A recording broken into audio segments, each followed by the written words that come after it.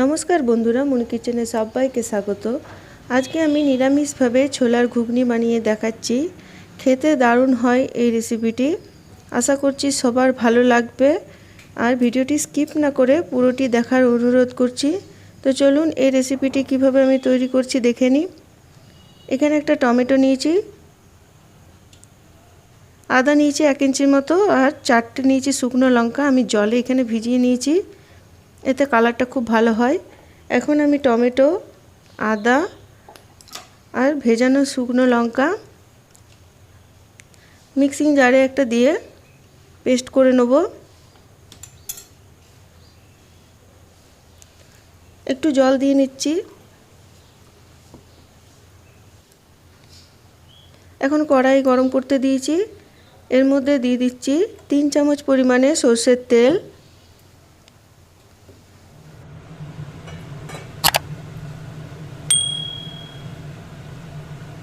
এবার দিচ্ছি 1 চামচ গোটা জিরে, 2টো এলাচ, 2টো দারচিনি, দিচ্ছি 3টে লবঙ্গ, 2টো তেজপাতা। ফোড়নটা একটু ভালো করে ভেজে নিতে হবে। এখন আমি এখানে একটা গোটা বড় আলু নিয়েছিলাম, ছোট ছোট পিস করে কেটে নিয়েছি।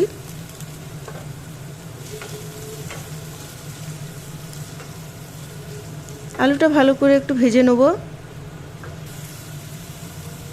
এখানে নিয়েছি নুন, হলুদ, শুকনো লঙ্কার গুঁড়ো, আর নিয়েছি ধনে জিরে গুঁড়ো।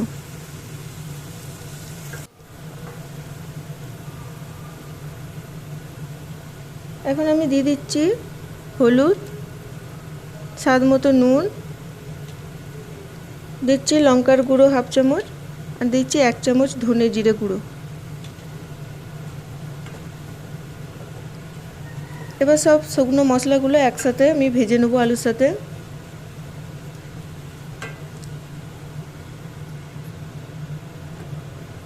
তেজপাতা 2টো আমি তুলে রেখে দিচ্ছি, নাড়াতে একটু অসুবিধা হচ্ছে, তাই পরে আমি দিয়ে দেবো।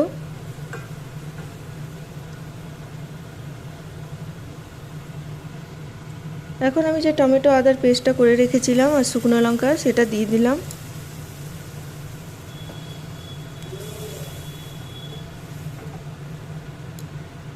আলুর সাথে মশলাটা ভালো করে একটু কষিয়ে নিতে হবে।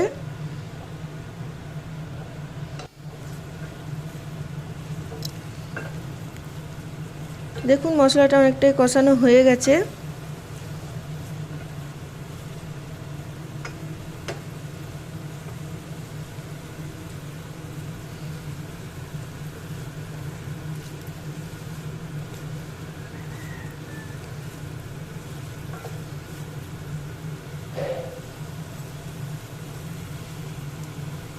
এবার আমি এখানে ছোলা নিয়েছিলাম, ছোলাটা আমি নুন হলুদ দিয়ে সেদ্ধ করে দিয়েছি, আর তেজপাতা 2টো দিয়ে দিচ্ছি একসাথে।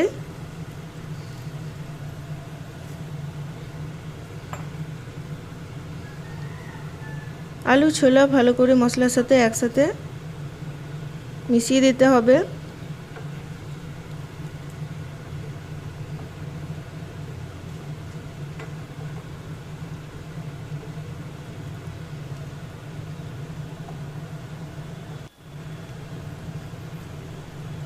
গ্রেভিটা একটু ফুটে গেলে এর মধ্যে দিয়ে দিচ্ছি সামান্য পরিমাণে একটু চিনি, আর একটু জল দিয়ে দিলাম। গ্রেভি আপনারা যেমন রাখবেন সেরকমভাবে জলটা দেবেন। এবার ঢাকা দিয়ে আমি কিছুক্ষণ রান্নাটা হতে দেবো।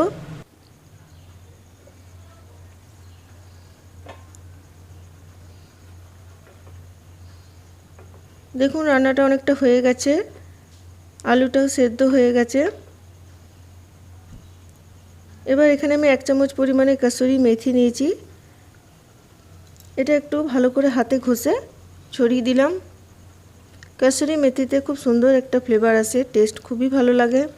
আপনারা কাসুরি মেথির জায়গায় ধনেপাতা কুচিও দিতে পারেন।